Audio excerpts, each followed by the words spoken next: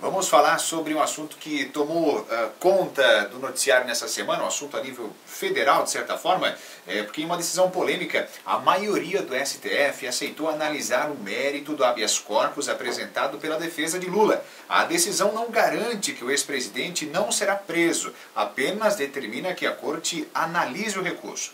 O senhor concorda com a decisão dos ministros do Supremo Tribunal Federal? Sem dúvida, é um tema que não dá para passar, despercebido. Toda a nação está dando a sua opinião em relação a isto. E aqui nós participamos de um programa de opinião. Então nós só vamos dar a nossa opinião em relação a isto. Não a opinião de um sábio, mas de alguém que tem percepção em relação a isto. O que aconteceu esta semana? Eu acredito que foi uma coisa muito triste para o Congresso, para o Supremo Tribunal Federal. Por que foi triste? Porque um erro vai levando ao outro. O Supremo Tribunal Federal errou quando desconheceu a Constituição e faz um ato interno do tribunal e determina a prisão em segunda instância já. Quando a Constituição diz, está escrito na Constituição, e é causa pétrea, que você só é um criminoso a partir de esgotado todos os seus direitos de defesa. Então esse era um fato. E era esse o assunto que teria que trazer para a pauta, para votar, debater ou não ele, se podia ou não ser debatido o assunto. Vamos continuar mantendo, que lá teve 6-5 os votos, ou mantemos assim, ou mudamos esta regra. Agora, o HC foi mais um erro do Supremo Tribunal. E eu não estou aqui falando como um jurista, mas é muito explícito o erro. Primeiro, tinha que entrar um recurso contra o HC negado lá do STJ.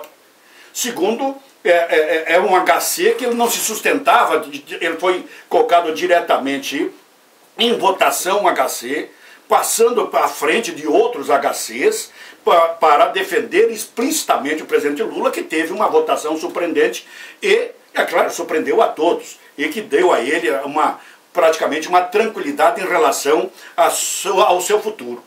Mas, posterior a isso, veio o fato mais grave. Qual é o fato mais grave? Se está valendo que você é preso em segunda instância e não foi mudado e não estava em pauta, como é que você já aprova uma liminar na continuidade dizendo, olha, ele fica imune e não pode ser preso enquanto não votar o HC. Ora, enquanto não votasse a determinada decisão do Supremo que diz que você é preso já no segundo julgamento. Então, um erro está levando o outro, está colocando o Supremo Tribunal em uma situação muito ridícula e difícil. Não sou eu que estou aqui querendo ofender o Supremo Tribunal. A sociedade brasileira não está indignada, estarrecida e confusa em relação à confusão também que está se vivendo dentro do Supremo Tribunal. Mas eu estou convencido que está decidido. Lula, e como já se imaginava antes, tem os votos suficientes para não ser preso e para poder ter o seu direito de se defender até a última instância. E é isso que vai acontecer, na minha opinião, dia 4. O deputado Nelson, falando ainda sobre Luiz Inácio Lula da Silva, ele recebe neste final de semana, está em Santa Catarina, ele recebe o título de cidadão catarinense. A honraria foi aprovada em 2008, quando ele era praticamente unanimidade no país, mas será entregue então 10 anos depois. Nas redes sociais, muitos catarinenses não gostaram da decisão. Lula merece o título de cidadão catarinense? Veja bem, nós vivemos um momento, e aí vem de novo uma opinião minha, nós vivemos um momento muito confuso, nós estamos muito confusos, o ódio hoje ele florou, está muito forte e está muito presente na sociedade brasileira, principalmente nos estados do sul. O Lula hoje não é bem-vindo, está aí comprovado isto, mas não é bem-vindo, eu particularmente não entendo a razão. Um presidente da República único no Brasil que pode bater no peito e dizer eu fui o presidente das universidades nesse país. O presidente analfabeto, nordestino, retirante, foi aquele que mais fez universidades nesse país.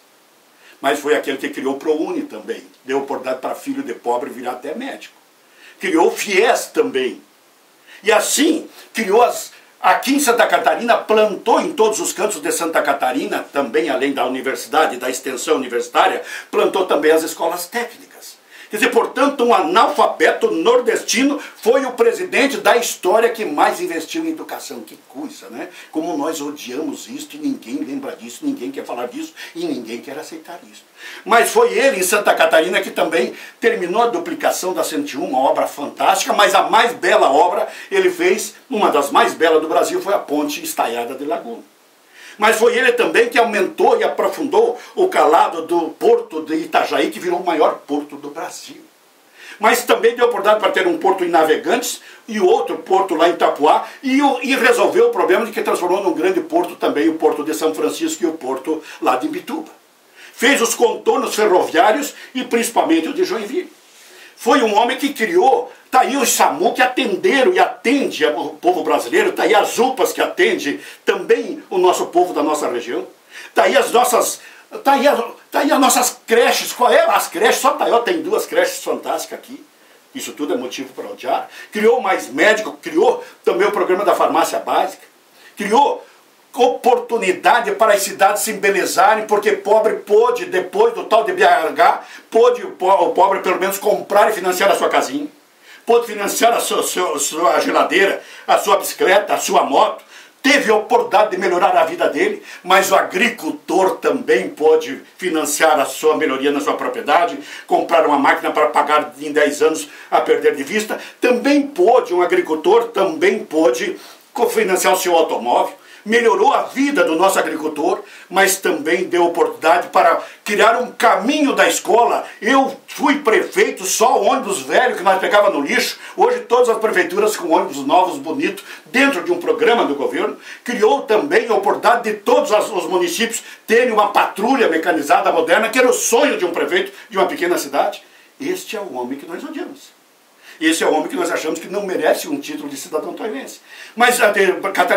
Mas eu tive o privilégio de acompanhar por 2 momentos as tragédias de Santa Catarina e 4 ministérios e até o Ministério da Aeronáutica, aliás, o Ministério do Exército e também da Aeronáutica, vieram a Santa Catarina por determinação do presidente. Eu sou testemunho que eu viajei com o ministro Alfredo Nascimento por essa Santa Catarina, além do Ministério do Transporte, na oportunidade de investir 300 milhões de reais em Santa Catarina, naqueles episódios. Santa Catarina recebeu 2 bilhões de investimentos para ajudar, facilitar e recuperar as dificuldades do catarinense.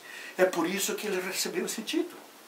Era um título em homenagem a um homem que fez muito por Santa Catarina, que hoje nós odiamos. Não sei muito aonde está o ódio, aonde eu precisava estudar para saber aonde é que está o mal que ele praticou para os catarinenses. Eu não consegui entender ainda, não consigo, mas é a minha opinião de alguém que acompanhou esses anos na vida política e que acompanhou coisas extraordinárias, exemplo que ele fez pela educação.